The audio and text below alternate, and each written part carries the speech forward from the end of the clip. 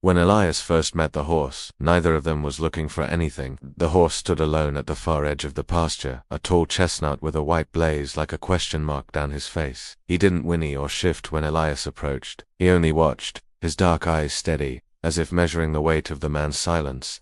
Elias understood silence well. He had come to the ranch after the accident, after words had begun to feel dangerous, too sharp, too full of things that could not be taken back. The doctor called it recovery. Elias called it learning how not to break again. He took the job cleaning stalls and mending fences, work that required his hands far more than his voice. The horse was called Rowan, stubborn, the ranch owner had told him. Won't let anyone ride him. Elias just nodded.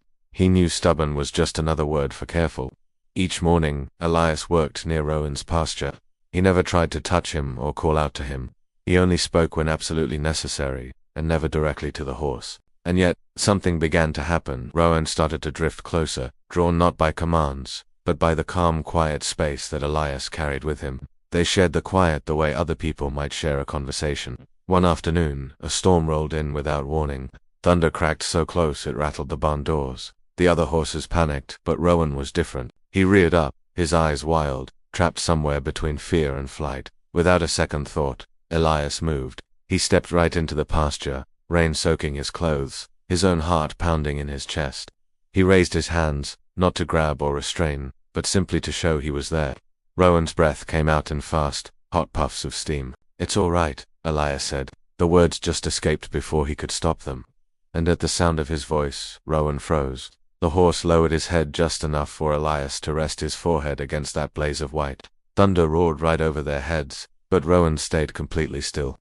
They stood that way until the storm passed, two beings anchored by the same fragile courage. After that day, everything changed. Rowan allowed Elias to brush him, then to lead him around the yard. Weeks later, he even allowed Elias to climb onto his back. They never needed reins. Rowan seemed to move with Elias's own balance, responding to the slightest shift in weight, to his breath, to his intention. It felt less like riding and more like remembering something they had both once known. Elias still didn't talk much. Rowan still refused every other rider. The ranch owner would just watch them with this quiet awe. "He listens to you," she said one day. Elias shook his head. He doesn't need to. What Elias could never quite put into words was this. Rowan carried the fear that Elias himself could name. The horse flinched at sudden noises, just like Elias did. Rowan learned to trust slowly, just like Elias did. And together they were learning that fear didn't mean weakness, it was a part of survival, and it could be softened by trust. One evening, as the sun bled gold across the fields, Elias rode Rowan to the far fence line.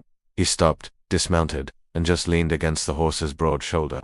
Rowan nudged him gently, warm and solid and real. Elias rested his hand against Rowan's neck and just breathed. No promises were made, no words were exchanged. But in that stillness, man and horse understood each other completely. They were bound not by voice or command, but by the unspoken language of patience, presence, and the quiet healing that happens when two wounded souls choose, together, not to run. Thank you for watching.